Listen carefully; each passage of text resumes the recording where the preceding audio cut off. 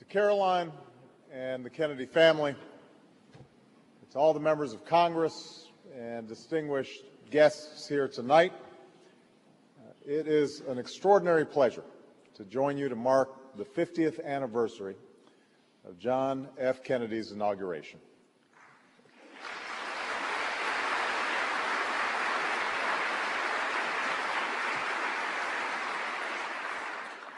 And I can't think of a better place to do it than here, in a living memorial that reflects not only his love of the arts, but also his recognition of how the arts can help sustain our national strength.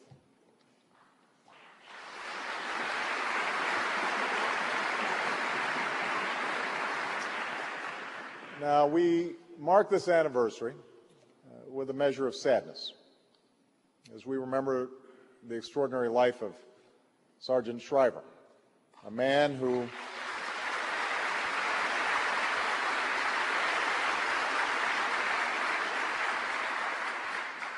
embodied the spirit of the new frontier as well as anybody.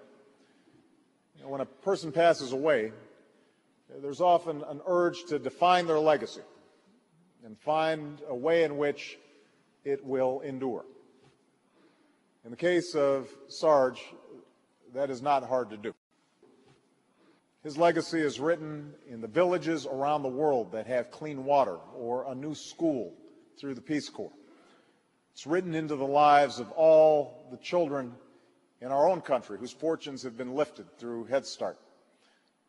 And it will endure in the work of his children who are living out his legacy of service, and our thoughts and prayers are with them tonight. Now, one of the remarkable aspects in commemorating the JFK inauguration, in remembering those who were part of his team, like Sergeant Shriver, who would help bring Kennedy's soaring vision to life, is that none of it feels dated. Even now, 1/2 century later, there's something about that day, January 20th, 1961, that feels immediate, feels new and urgent and exciting, despite the graininess of the 16-millimeter newsreels that recorded it for posterity. There he is, the handsome Bostonian, summoning a generation to service and a nation to greatness, in a speech that would become part of the American canon. And there's the crowd, bundled up for the cold, making their way through streets white with snow, full of expectation. A nation feeling young again, its mood brightened by the promise of a new decade. Now, I confess I don't have my own memories of that day. I wasn't born until later that year.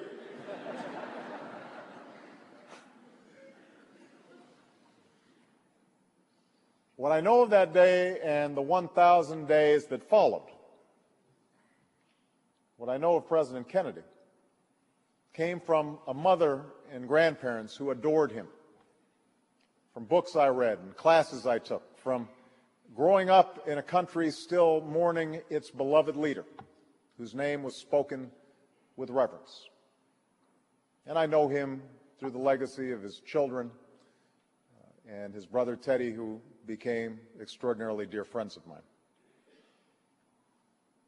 But I know him, John F. Kennedy, less as a man than as an icon, as a larger-than-life figure who graced this earth for one brief and shining moment. But part of the function of this event, on this day, we must remember him as he was, as a father who loved his children, as a friend who lived life fully, as a noble public servant who wanted to make a difference. a quick wit with a light touch. He was dealt, in many ways, a fortunate hand at birth. Attending one event early in his career where every speaker before him pompously claimed humble roots, things haven't changed that much.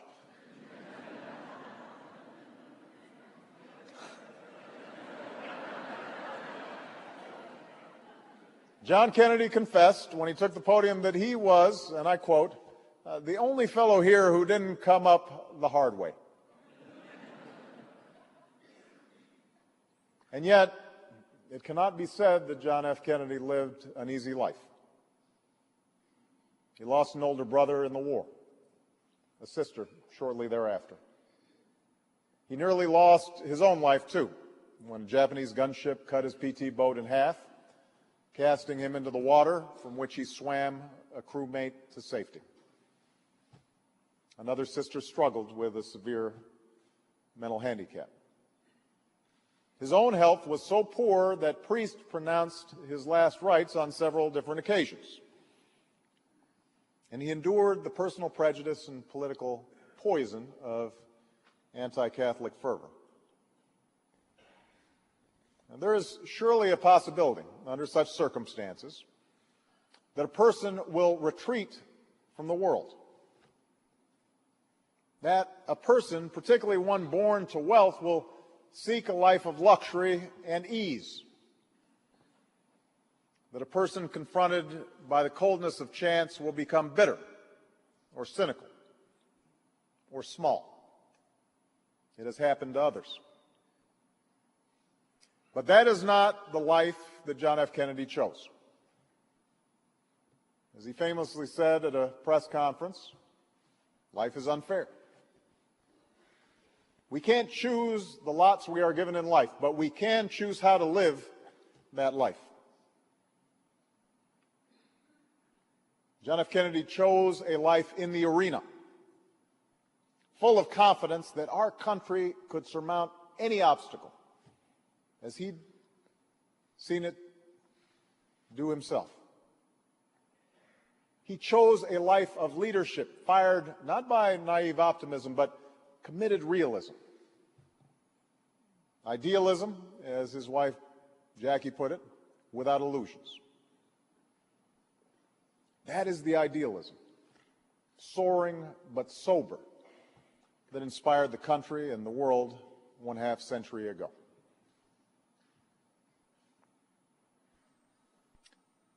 I can only imagine how he must have felt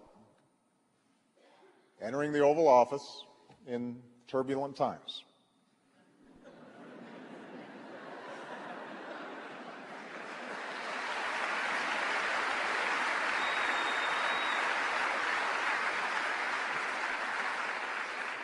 The Soviet Premier Khrushchev had threatened to bury America just a few years before. Wars of liberation, as they were called, were being waged around the globe, from Laos and Vietnam to Congo and Cuba, just 90 miles from our shore. At home, a young preacher's cause was gaining traction across a segregated land.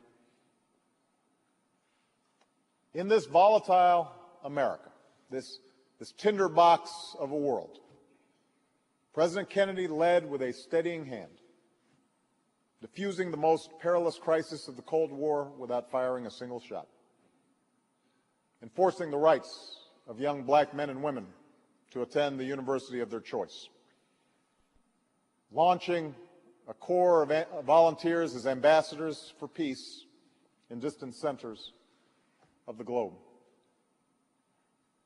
setting America's sights on the moon, unwilling to lose the space race in the wake of Sputnik. We know the moonshot story. It's a familiar one, often invoked to make the case for an ambitious idea. But it's easy to lose sight of just how improbable it seemed in May of 1961. When President Kennedy proposed going to the moon, America had just 15 minutes of manned flight experience in space.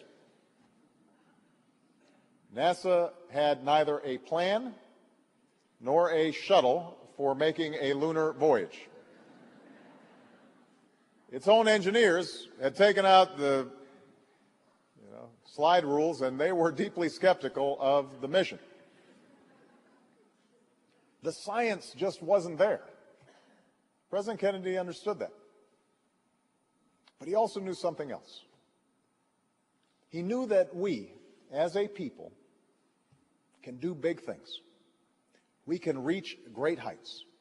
We can rise to any challenge, so long as we're willing to ask what we can do for our country, so long as we're willing to take America's destiny into our own hands. What President Kennedy understood was the character of the people he led. Our resilience, our fearlessness, our distinctly American ability, revealed time and again throughout history, to defy the odds, to fashion our future, to make the world anew. The world is very different now than it was in 1961. We face new trials and new uncertainties, from our economy to our security. We have a politics that can often seem too small for the hardships at hand. So meeting these tests won't be easy. But we cannot forget, we are the heirs of this president who showed us what is possible. Because of his vision, more people prospered. More people served. Our union was made more perfect. Because of that vision, I can stand here tonight as President of the United States.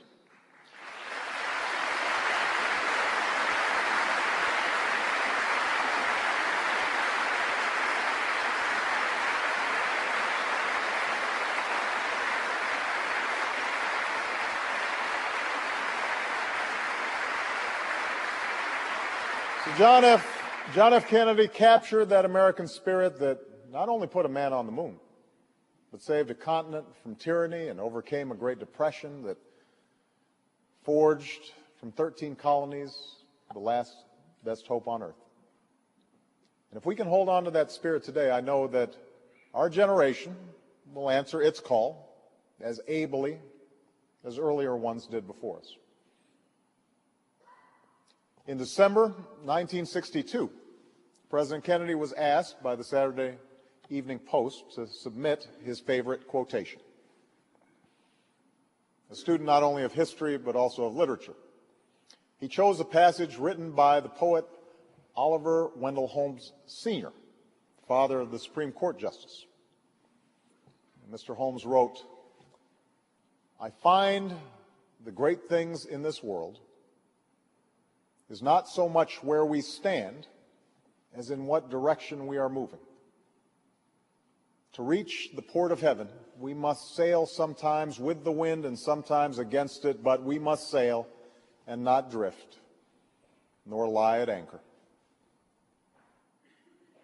That, I think, captures well the daring, graceful spirit of the unfinished life we celebrate today, the life that inspires us and lights our way as we sail on to the new frontiers of our own time.